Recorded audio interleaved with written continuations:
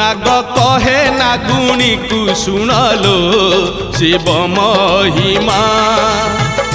नाग कहे नागुणी को सुनलो शिव महिमा। शिव ठारे की शक्ति अछिलो, शिव ठारे की शक्ति अछिलो। ध्यान करुछन्ति विष्णु, ध्यान करुछन्ति ब्रह्मा, ध्यान करुछन्ति विष्णु, ध्यान करुछन्ति ब्रह्मा। सुनलो शिव महिमा। नाग कहे नागुणी को सुनलो शिव महिमा।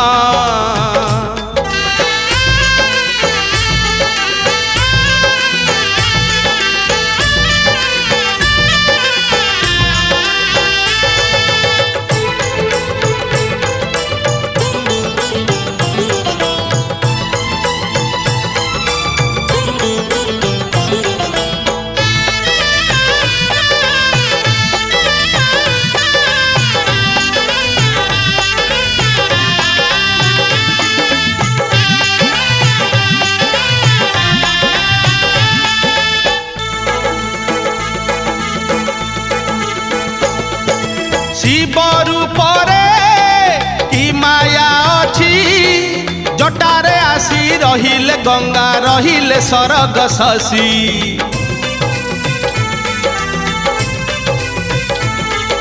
शिव रूपरे की माया अछि, जटारे आसी रहिले गंगा रहिले सरग शशि। शिव नामरे की भाव अछि, कैलासगिरी जोगीटे परी शिव शिव हुए घोषी, शिव शिव हुए घोषी। शिव पाद की पुण्य छिलो, शिव पाद की पुण्य छिलो। पूजा करुछन्ति उमा, पूजा करुछन्ति रमा, पूजा करुछन्ति उमा, पूजा करुछन्ति रमा। सुनलो शिव महिमा।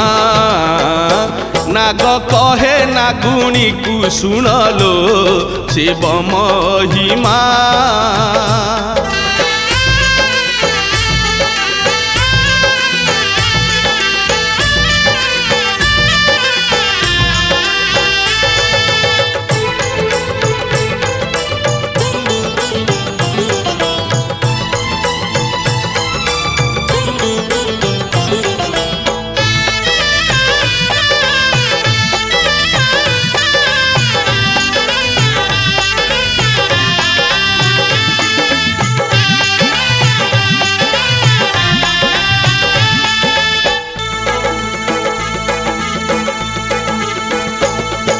शिव महिमा एमिति पुणी, बिना गदरे बिना पदरे विसर्ज हेउछि पानी।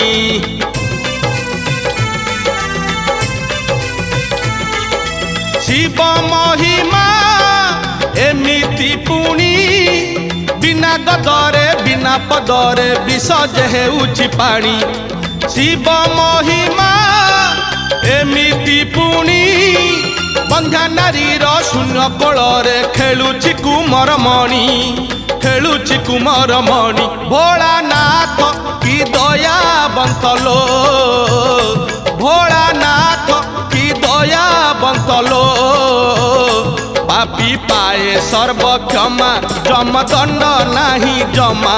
पापी पाए सर्व क्षमा, जमदंड नाही जमा। सुनलो शिव महिमा। नाग कहे नागुणी को सुनलो शिव महिमा। नाग कहे नागुणी को सुनलो शिव महिमा। शिव ठारे की शक्ति अछिलो, शिव ठारे की शक्ति अछिलो। ध्यान करुछन्ति विष्णु, ध्यान करुछन्ति ब्रह्मा, ध्यान करुछन्ति विष्णु, ध्यान करुछन्ति ब्रह्मा। सुनलो शिव महिमा। सुनलो शिव महिमा।